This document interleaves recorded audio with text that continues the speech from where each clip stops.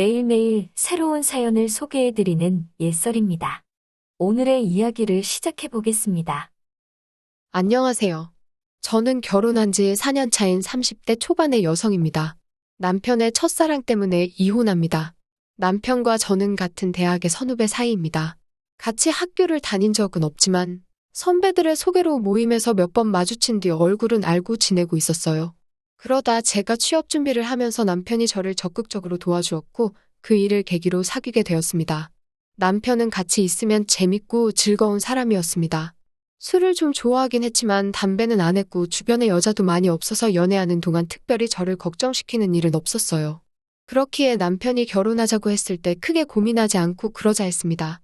하지만 남편과 결혼하기 전부터 딱 한 가지 마음에 걸리는 일이 있었는데 그건 바로 남편의 첫사랑이었습니다.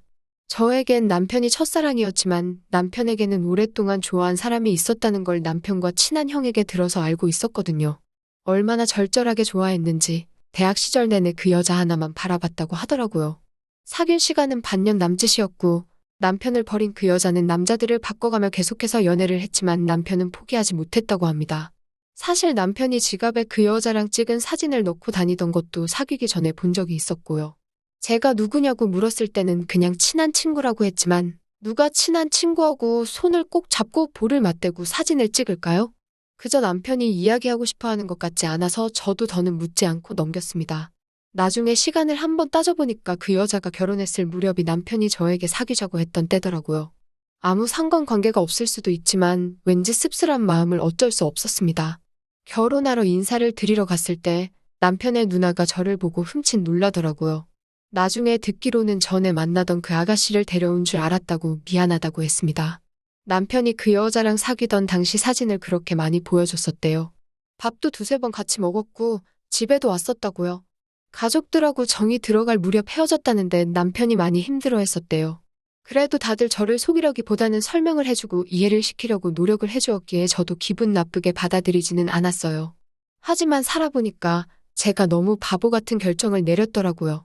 대학 시절의 첫사랑이 뭐 그리 오래가겠어라고 생각한 제 자신이 지금은 너무 원망스럽습니다. 결혼식을 올리고 얼마 지나지 않았을 때입니다. 남편이 대학교 친구들하고 모임이 있다면 늦게 들어온다고 하더군요. 저도 결혼식 때 본 적은 있었기 때문에 그러라고 했습니다. 외박할지도 모른다고 하길래 알겠다고 오랜만에 신나게 놀고 오라고 아무 의심 없이 보내줬어요. 그런데 새벽 2시가 좀 넘어서 남편이 정말이지 만취가 돼서는 친구 등에 업혀서 집에 왔더라고요. 무슨 일이냐고 물으니 친구분이 머쓱하게 웃더니 일어나면 한번 물어보라고 하고 가더라고요. 그리고 며칠 뒤 남편이 샤워하러 들어갔을 때였어요. 핸드폰에 누가 뭘 보내는지 계속해서 울리길래 가져다 줄까 싶어서 들었다가 우연히 사진들을 보게 되었습니다. 대화 내용을 보니 며칠 전 그 모임 사진 같더라고요. 그리고 거기에는 홍일점같이 여자 한 명이 환하게 웃고 있었습니다. 남편의 첫사랑이라는 걸 한눈에 알아볼 수 있었어요. 손이 부들부들 떨리더라고요. 저는 순간 이성을 잃고 남편의 문자 내역을 보다가 남편이 그 여자에게 보낸 내용을 읽게 되었습니다. 한 번만 더 기회를 달랬는데 매정하다면서 여전히 예쁘더라고 보냈더라고요. 다리에 힘이 풀려 주저앉는다는 게 어떤 건지 그때 알았습니다. 저는 씻고 나온 남편에게 이게 뭔지 설명해보라고 핸드폰을 들이밀었어요. 그러자 남편은 얼굴이 벌개지더니 왜 남의 핸드폰을 보냐며 역으로 화를 내더라고요.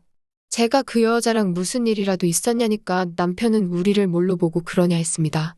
우리라고 표현하는 걸 들으니 순간 정말 머리 뚜껑이 열리는 것 같아서 옆 장식장에 놓여있던 스피커를 집어 던졌습니다. 바닥 장판이 찍혀서 찢어지고 남편은 그제서야 제가 정말 화가 났다는 걸 느꼈는지 미안하다고 실수라고 하더군요. 아무 일도 없었고 그냥 술김에 한 실수라면서 이해해달라고 했습니다. 억울하고 속상했지만 그래도 이혼까지는 차마 생각하지 못했어요. 하지만 일은 여기서 멈추지 않았습니다. 그 일이 있고 한 달쯤 지났을 무렵 남편이 갑자기 출장이 잡혔다고 하더라고요. 주말에 무슨 출장이냐고 하니까 바이오가 그때밖에 시간이 안 된다고 해서 자기도 정말 내키지 않지만 어쩔 수가 없다고 하더군요. 그렇게 서울에서 4시간 정도 떨어진 지역으로 출장을 간다며 핸드폰이 안 터질 수도 있다고 그러길래 요즘 한국에 핸드폰 안 터지는 데가 어딨냐며 쓸데없는 소리 하지 말라고 했습니다. 이것도 다 밑밥 가는 소리였다는 걸 나중에서야 깨달았어요. 아무튼 남편이 출장을 간 날 혼자 자려니 잠이 잘 안 와서 전화를 걸었습니다. 남편은 너무나 조용한 목소리로 전화를 받았는데 마치 당장이라도 끊어야 되는 사람처럼 조급함이 묻어나더라고요. 제가 무슨 일이 있냐고 물으니 그냥 너무 피곤해서 그렇다며 내일 이야기하자고 하더라고요. 찝찝한 기분을 숨길 수가 없었지만 일하러 간 사람을 붙잡고 늘어지기도 싫더라고요. 그리고 솔직히 히스테리컬한 아내처럼 보일까봐 걱정도 되었고요. 남편이 출장에서 돌아오고 다음날 병원에 갈 일이 있어서 남편 차를 쓰게 됐습니다. 내비에 병원 수로를 찍는데 밑에 출장지였던 주소지가 있더라고요. 그런데 출장을 간 건지 관광을 간 건지 식당이며 명소며 여러 개가 찍혀 있었습니다. 왠지 느낌이 쎄해서 블랙박스를 집으로 가지고 와 녹화된 내용을 확인했어요. 저는 정말 배신감에 치가 떨렸습니다.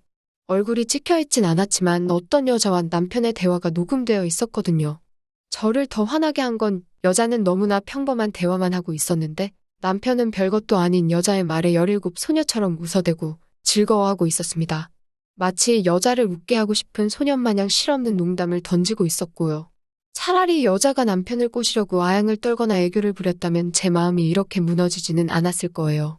퇴근하고 돌아온 남편에게 재밌는 영상을 찾았다며 같이 보자고 하니까 좋다고 하더라고요. 저는 아무 말 없이 블랙박스 녹화본을 틀었습니다. 남편은 얼굴이 사색이 되어가더니 저에게 오해라고 다 설명할 수 있다고 했습니다. 누구냐고 물으니 우물쭈물하길래 그 첫사랑 그 여자냐고 하니까 화만 내지 말고 일단 들어보라는 거예요. 그러더니 한다는 소리가 출장지에서 정말 우연히 그 여자와 마주쳤는데 생각보다 일도 바쁘지 않고 바이어와의 만남도 잘 풀려서 그 여자랑 시간을 보냈다고 하더군요. 그러면서 한다는 소리가 아무 일도 없었다는데 제가 그걸 어떻게 믿을 수 있겠어요. 너무 큰 배신감에 눈물만 흘렀고 저는 남편에게 그 여자한테 보내줄 테니 그 여자랑 잘 해보라고 했습니다. 그러자 남편은 정말 그런 게 아니라며 사귈 때 자기가 돈이 없어 밥 한 번 제대로 못 사준 게 마음에 걸려 밥 사주고 유명하다는 사찰 한 번 가서 대화 좀 한 게 전부라는 거예요. 블랙박스는 더 많은 것을 이야기하고 있었지만 따지기도 싫고 너무 슬퍼서 눈물만 흘렸습니다. 남편은 다시는 그 여자랑 연락하지 않을 거고 원하면 각서라도 쓰겠다고 했어요. 속는 셈 치고 다시 한 번만 믿어보자 싶었습니다. 이혼이라는 게 아무리 요즘엔 흠이 아니라고 해도 이혼했다고 하면 대학 동기들은 물론이고 선후배들도 다 알게 될 텐데 그 수근거림을 견딜 자신이 없었기에 선뜻 결단을 내리지 못했어요. 그러다 올해 초 남편의 친한 형이 집들이를 한다며 저와 남편을 초대했습니다. 워낙 형제같이 지내는 두 사람이라 두 부부끼리만 식사를 하게 되었어요. 그런데 언니랑 남편은 둘 다 술을 좋아한다더니 생각보다 금방 쓰러지더라고요. 그렇게 저와 남편 친한 형 둘이 남게 되었습니다. 그러다 그 여자가 이혼했다는 소식을 듣게 되었어요. 외국 남자랑 결혼해서 잘 살고 있는 줄 알았는데 얼마 전 완전히 갈라섰다고요. 그 이야기를 듣는데 제 심장이 저 바닥으로 쿵소리를 내며 떨어지는 느낌이었어요. 그때 마침 남편이 집에 가자며 비틀거리며 술에서 깨려고 했고 그렇게 대화는 흐지부지 마무리되었습니다. 그리고 며칠 뒤 출근한 남편이 핸드폰을 두고 갔더라고요. 저는 오후 출근이라서 오전에 집안일을 하고 있었는데 어디서 작게 핸드폰이 울리는 소리가 들려서 따라가 보니 소파 쿠션 뒤에 남편 핸드폰이 있었어요. 그때 사진 사건 이후로 남편은 항상 핸드폰을 잠궈둡니다. 하지만 같이 붙어있는 시간이 많다 보니 일부러 알려고 하지 않아도 알게 되는 것들이 있잖아요. 남편 핸드폰의 잠금 패턴도 그중 하나였고요. 남편의 문자 내역을 찬찬히 훑어보니 아니나 다를까 그 여자가 있더라고요. 그 여자는 남편에게 자신이 이혼했다는 소식을 알렸고 남편은 그런 여자에게 이제 어떻게 할 거냐고 물었습니다. 그러자 여자가 남편에게 어떻게 하면 좋을지 알려달라고 하더군요. 남편은 또다시 왜 자기한테 기회를 주지 않았냐고 물었고 이번엔 여자가 지금이라도 기회를 줘볼 거냐고 남편을 떠보고 있었습니다. 슬프게도 남편은 언제든지 그 기회만 기다리고 있겠다고 하더군요. 저는 더 이상 그 둘의 대화를 읽어나갈 수 없었습니다. 고지어 모르는 번호로 전화가 와서 전화를 받으니 남편이 자기가 핸드폰을 집에다 두고 갔냐며 가져다 줄 수 있냐고 묻더라고요. 저는 시간이 없어서 안 될 것 같다고 거절한 뒤 출근도 하지 않고 남편 핸드폰에 있던 그 여자와의 대화, 그 여자 사진 등을 전부 제 컴퓨터로 옮겼습니다. 아무래도 이혼을 하려면 이것들이 필요할 것 같더라고요. 그리고 퇴근 후 집에 돌아온 남편에게 이혼하자고 했습니다. 남편은 또 무슨 일 때문이냐고 물었고 당신이 두고 간 핸드폰에서 너무 많은 걸 봐버렸다고 했어요. 그러자 남편도 자기도 이제 지쳤다며 헤어지자고 하더군요. 너무 쉽게 인정해버리는 남편에게 서운했고 이혼하지 말까 생각도 했지만 복수심 때문에 이런 쓰레기한테 내 인생을 바칠 수는 없다 싶었습니다. 저는 남편 핸드폰에서 찾은 그 여자의 연락처로 전화를 걸었습니다. 누구시 와이프라고 하자 그 여자가 생각보다 더 크게 놀라더라고요. 그렇게 다음 날 그 여자를 만났는데 그 여자가 충격적인 이야기를 해왔습니다. 자기는 제 남편이 결혼한 줄 몰랐다고 하더군요. 그 여자는 제 남편이 유부남인 걸 알았다면 죽어도 만나지 않았을 거라며 제 앞에 무릎을 꿇고 사과를 했습니다. 그러면서 원한다면 제 남편이 총각행세를 한 증거도 있으니 그걸 전부 저에게 넘겨주겠다고 하더라고요. 그 여자 쪽에서 전부 진실만을 말하는 건지 아니면 자기라도 살려고 제 남편을 파는 건지 확신은 없었지만 어쨌든 저는 일단은 하루빨리 저에게 유리한 쪽으로 이혼을 해야 했기에 그 여자의 말을 믿어보기로 했습니다. 그리고 그 여자의 말대로 남편은 총각행세를 했더군요. 저와 있느라 연락이 안 될 땐 그 친한 형을 팔아가면서 말이지요. 결국 저는 남편에게 합의 이혼을 요구했고 남편은 그 여자랑 장립이 미래라도 꿈꿨는지 제가 원하는 건 다 주겠다며 헤어지자고 하더군요. 그렇게 저는 둘이 살고 있는 전세집에 보증금과 자동차를 받고 이혼을 하게 되었습니다. 그리고 꿀좋게도 남편은 그 여자한테 차였어요. 그 여잔 저에게 자기를 고소하지 않는 조건으로 남편에게 불리한 증거를 다 넘겼고 남의 집안 싸움에 휘말리기 싫다며 원래 살던 나라로 다시 돌아가 버렸습니다. 그런 일이 있는 동안 저는 동문회에 우리가 왜 이혼하게 됐는지 솔직하게 거짓 하나 보태지 않고 이야기를 했고 대부분이 제 입장을 이해해 주더라고요. 상황이 그렇다 보니 남편은 대부분의 지인들도 잃게 되었고요. 아이를 갖지 않았음에 감사하고 이 결혼 생활에 제가 바보같이 끌려다니지 않아서 다행이란 생각뿐입니다.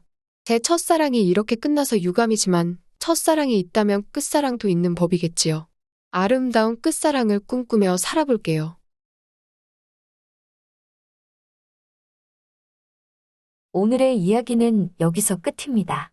좋아요와 구독은 영상 제작에 큰 힘이 됩니다. 다음에도 더 좋은 사연으로 찾아뵙겠습니다.